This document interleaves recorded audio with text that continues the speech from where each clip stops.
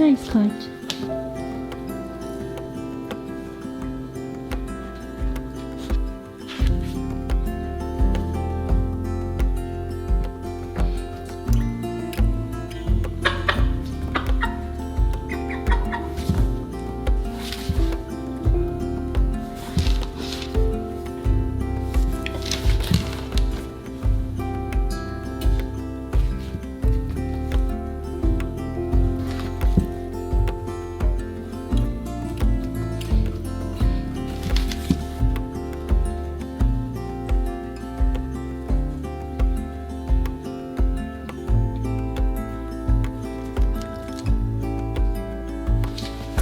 Kaja and Oa, my pet cockerel, are doing so well. I'm so proud of Kaja and how well she's done learning to be around him without entirely eating him. It's a pretty rainy, cloudy day today, so there's probably not a lot that I'll be able to do outside, which definitely not complaining about because we really needed it. And me and Glenn even kind of joked that probably after we went so long without rain that once it started, it wouldn't stop. Well, that's been the case. Checking on Mama and the new baby chicks that she hatched out. So far, they've been doing really good. She's really taking care of them. And I think she's about ready to take them out of here because a lot of the times when I open the coop door, she's ready to just jump right out and the babies want to follow her. So I think this weekend, I'm going to be opening this coop door and let Mama do her job and try to be as hands-off as possible. I know I need to be.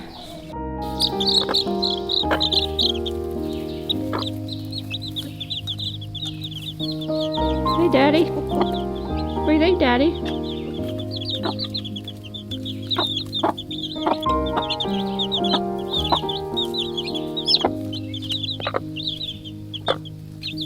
There are still 3 eggs in there that I put in there when I put the babies in there that hadn't hatched yet, and it looks to me like she's pretty much given up on sitting on those. We ended up with a total of 7 baby chicks, 6 of which are actually black, and I was so confused as to how in the world we ended up with black baby chicks because the daddy is a Salmon Faverolles and the mama supposedly is a Buff Orpington, but we also have Lavender Orpingtons, and chickens will lay eggs in the same nest and build up a clutch.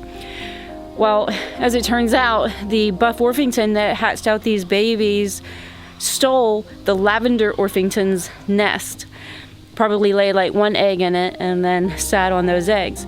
So in other words, the Lavender Orpington basically is a gray chicken that is just a light shade of black. That crossed with our Salmon Faverolles makes a black chicken. The black is the dominant gene, and apparently it's the dominant gene in almost all cases. So that's pretty interesting. So our mama is a nest thief.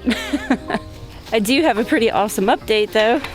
After all this rain that we've had, which is quite a lot, this garden is just entirely mud right now. As I talked about in a recent video, this corn that I had most recently planted, which is a large section of our garden, it was seed that we saved from way back in 2006. So it was like 17 years old. And over time, I became certain that it wasn't going to germinate, and therefore we started another corn plot on another section of the property to make up for it in case it didn't germinate. Well, after all this rain that we had, all that corn is actually up. 17-year-old seed is up.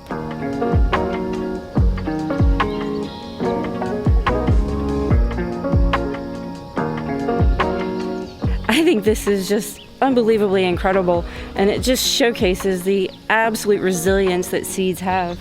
Now granted, and we save as much seed from everything that we can as possible, and we always have, but we've always kept our seeds in a drawer in our refrigerator, which I'm sure helps a whole lot. The seed that we planted for the last 2 years is mostly from seed that we saved 11 years ago, and we've had no problems with that germinating. But 17-year-old seed, I cannot get over that. Also, this entire row all the way down this fence line is sunflowers, and half of this is seed that we saved from the sunflowers we grew last year, and all of those are up as well now too after that rain. This is going to be such a great step towards our goal of trying to feed our chickens ourselves, and this is on top of the corn that I said that we planted down there.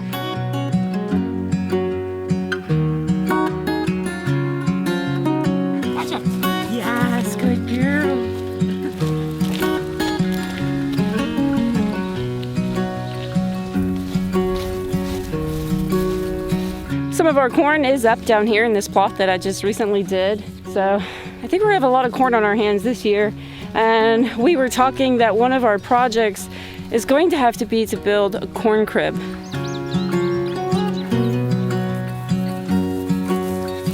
Whenever you're trying to upscale things, there's always kind of like this dividing line between just doable and pretty unsustainable, where either, you need to have extra help or more equipment. And there's the problem with trying to grow all your animal feed or trying to grow all your own food. Of course, the equipment to, say, process all your own wheat or all your own corn at any type of scale is pretty darn expensive. It's just a shame that there aren't really good options for like homestead scale production of things that are actually affordable. I've seen videos where they have, smaller scale equipment in, say, India, but good luck finding that kind of stuff here in the States.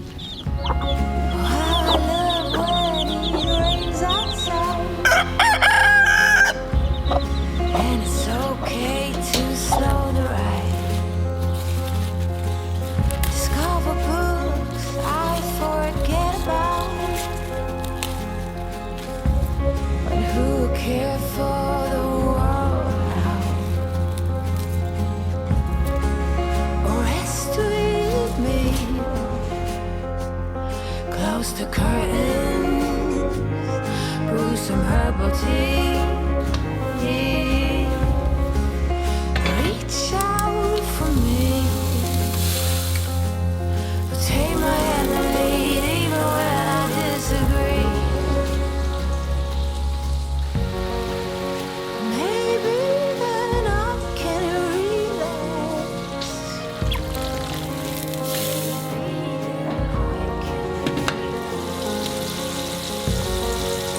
Bring my heels in my bed.